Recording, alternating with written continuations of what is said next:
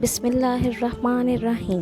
سفر کا مہینہ اور ہماری تہمات۔ بلا شبہ تمام ماہ و سال، روز اور وقت کے ایک ایک لمحے کا خالق اللہ تعالیٰ کی ذات ہے، اور اللہ نے کسی دن، مہینے یا گھڑی کو منحوس قرار نہیں دیا۔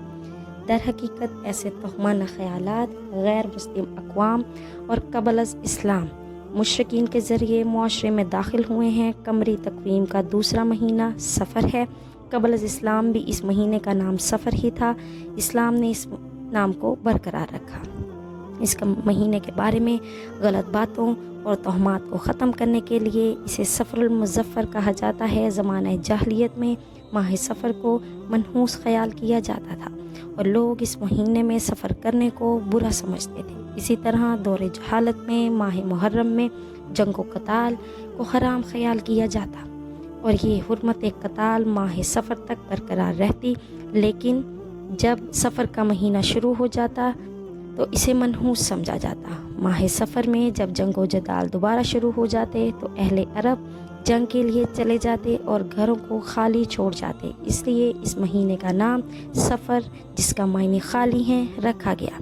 الغرض آج کے باشعور معاشرے میں بھی بہت سے لوگ ماہ سفر کے بارے میں جہالت اور دین سے دوری کے سبب ایسی تہمات کا شکار ہیں جن کا دین اسلام سے دور دور تک کوئی تعلق اور واسطہ نہیں۔ جیسا کہ اس مہینے میں توہم پرست لوگ شادی کرنے کو نحوست کا باعث قرار دیتے ہیں، اس میں کسی کام مثلاً کاروبار وغیرہ کی ابتدا نہیں کرتے، لڑکیوں کو رخصت نہیں کرتے۔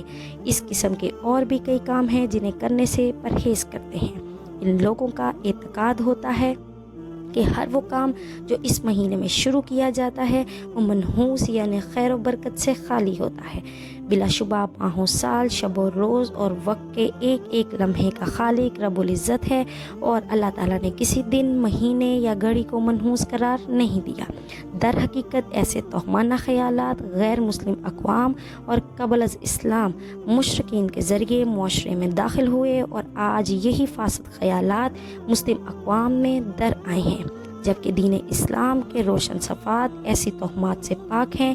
کسی وقت کو منحوس سمجھنے کی اسلام میں کوئی گنجائش نہیں، بلکہ کسی دن یا کسی مہینہ کو منحوس کہنا در حقیقت اللہ رب العزت کے بنائے ہوئے زمانہ میں جو شب و روز پر مشتمل ہے، نقص اور عیب لگانے کے مترادف ہے۔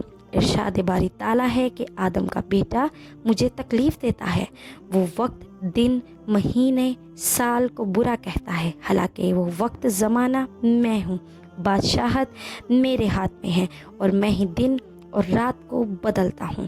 اس سے معلوم ہوا کہ دن رات اللہ کے پیدا کردہ ہیں، اور کسی کو عیب دار ٹھہرانا خالق و مالک کی کاریگری میں عیب نکالنا ہے۔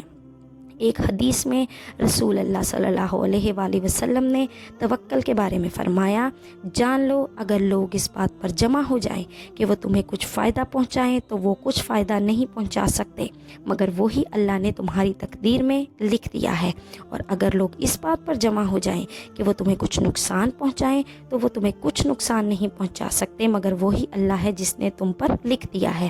سیدنا عبداللہ بن مسعود رضی اللہ تعالیٰ عنہ سے مروی ہے کہ رسول اللہ صلی اللہ علیہ وآلہ وسلم نے فرمایا، بدشگونی لینا شرک ہے، بدشگونی لینا شرک ہے، بدشگونی لینا شرک ہے۔ ایک دوسری حدیث میں رسول اللہ صلی اللہ علیہ وآلہ وسلم نے ارشاد فرمایا، جو شخص بدشگونی کے ڈر کی وجہ اپنے کسی کام سے رک گیا تو یقیناً اس نے شرک اصغر کا ارتکاب کیا۔ اس سے معلوم ہوا کہ بدشگونی یعنی کسی چیز کو منحوس خیال کرنا شریعت میں سختی سے ممنوع ہے، لہٰذا ماہ سفر کو منحوس خیال کرتے ہوئے اس مہینے میں شادیاں کرنے سے رکنا احادیث کے مطابق شرکی عمل ہے، جس سے ہر صورت میں اجتناب ضروری ہے۔ بعض خواتین و حضرات سفر المظفر کے آخری بدھ کو عید کی طرح خوشیاں مناتے ہیں، اور اس کی یہ وجہ بیان کی جاتی ہے کہ جناب نبی اکرم صلی اللہ علیہ وآلہ وسلم آخری بدھ میں صحت یاب ہوئے تھے اور سیر و تفریح کے لیے باہر تشریف لے گئے تھے، حالانکہ اس دعویٰ کی اصل نہ حدیث میں ہے اور نہ ہی تاریخ میں، نہ ہی کتابوں میں موجود ہے۔